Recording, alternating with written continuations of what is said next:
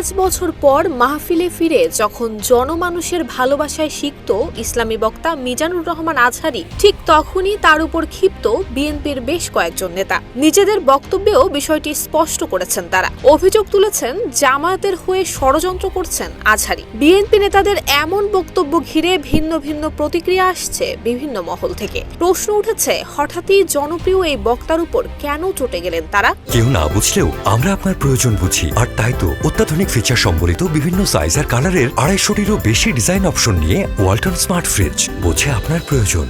সম্প্রতি যশোরের একটি মাহফিলে মিজানুর রহমান আজহারী বলেছেন, এক দল খাইছে, আরেক দল খাওয়ার জন্য রেডি হয়ে আছে। বক্তব্যে কোনো দলের নাম না বললেও বিএনপির অনেক নেতাই বক্তব্যের কড়া সমালোচনা করেছেন। তাদের দাবি, বিএনপিকে উদ্দেশ্য করেই এমন বক্তব্য দিয়েছেন আজহারী। এর মধ্যে বিএনপি নেতা শামসুজ্জামান দুদু এক আলোচনায় আজহারীকে রাজনীতিতে সক্রিয় হতে চাইলে জামায়াতে যোগ দেওয়ার পরামর্শ দেন। আজহার নাকি মাজার একজন আছে, ভাইরে রাজনীতি করবেন স্বনামে আসে। প্রতিক্রিয়ায় বিএনপি নেতাদের ইঙ্গিত করে মাওলানা আজহারী বলেছেন, আমার গত সপ্তাহে যশোরের আলোচনায় একটি লাইনকে কেন্দ্র করে আমাদের অনেক রাজনীতিবিদ বন্ধু অনেক ক্ষুব্ধ প্রতিক্রিয়া দেখাচ্ছেন। ওই কথাকে নিজেদের গায়ে টেনে, নিজেদের গায়ে মেখে তারা ক্ষুব্ধ হয়েছেন। প্রিয় ভাইয়েরা, আমি বলেছিলাম এক দল খেয়ে গিয়েছে আর এক দল খাওয়ার জন্য রেডি হয়ে আছে।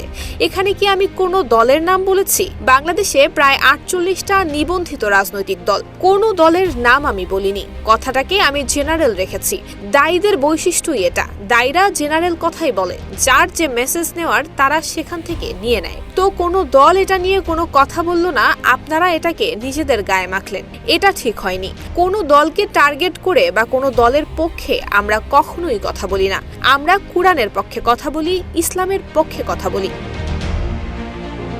ডক্টর আজহারী বলেন, আমরা চাই না দেশে চাঁদাবাজি, দখলবাজি, দুর্নীতি কিংবা টেন্ডারবাজি চলতে থাকুক। ক্ষমতার পালা বদলের সময় আমরা দেখেছি প্রতিটি সরকার দুর্নীতির ফিরিস্তি প্রকাশ করে। এসব বদভ্যাস আমাদের রাজনীতিতে শেকড় গেড়ে বসেছে।